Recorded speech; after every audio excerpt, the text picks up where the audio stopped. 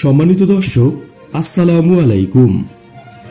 বাংলার তথ্যনির্ভর সর্বশেষ খবরাখবরে যুক্ত হওয়ার জন্য আপনাকে অসংখ্য ধন্যবাদ জানিয়ে দিচ্ছি আমাদের হাতে থাকা সর্বশেষ আপডেট। চিপায় নরেন্দ্র মোদী পাকিস্তানের পরমাণু সমরাস্ত্র বাংলাদেশকে দেয়ার ঘোষণা, আমেরিকার নজর সেন্ট মার্টিন দ্বীপ দখল। দুইটা পরমাণু বোমা ফেলে লক্ষ মানুষ মেরেও আমেরিকা যদি জাপানের বন্ধু হতে পারে, 200 বছর সীমাহীন শোষণ করেও ইংল্যান্ড যদি ভারতের বন্ধু হতে পারে, পূর্ব জার্মানি পশ্চিম জার্মানি এতটাই শত্রু হয়েছিল যে দুই দেশের মাঝখান দিয়ে দেয়াল তুলে দিয়েছিল, অথচ তারা এখন মিলে গেছে। উত্তর ভিয়েতনাম দক্ষিণ ভিয়েতনাম একে অন্যের সাথে ভয়াবহ যুদ্ধে লিপ্ত হয়েছিল, সেই তারাই এক হয়ে গেছে।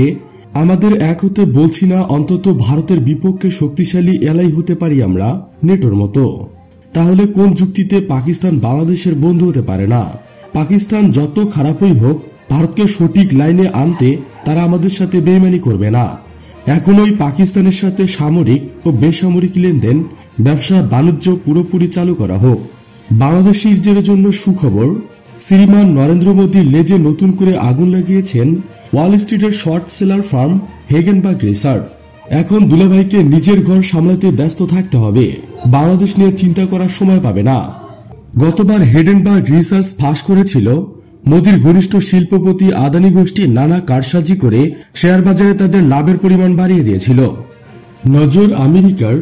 শেখ হাসিনার পতনের কারণ কি? সেন্ট মার্টিন দ্বীপ। সেন্ট মার্টিন দ্বীপের দখল চেয়েছিল মার্কিন যুক্তরাষ্ট্র, রাজি হননি শেখ হাসিনা। আর সেই রাগে চক্রান্ত করে বাংলাদেশের সরকারের পতন ঘটানো হয়েছে, এমনটাই দাবি করেছে বাংলাদেশের সাবেক প্রধানমন্ত্রী শেখ হাসিনা।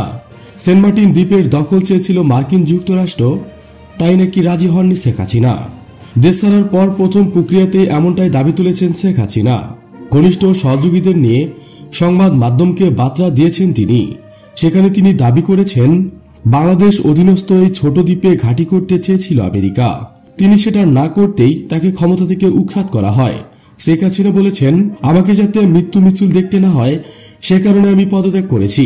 যদি আমি সেন্ট মার্টিন দ্বীপের সার্বভৌমত্ব আমেরিকার কাছে সমর্পণ করতাম তাহলে ক্ষমতায় থাকতাম। প্রিয় দর্শক, আজকে এ পর্যন্তই। শুরু থেকে শেষ পর্যন্ত চেষ্টা করছি বাংলার সামরিক ও অর্থনৈতিক সঠিক তথ্য উপস্থাপন করতে। আপনাদের কোনো তথ্য কিংবা পরামর্শ থেকে থাকলে তা কমেন্টের মাধ্যমে জানিয়ে দেবেন। Thanks for watching my video. আল্লাহ হাফেজ।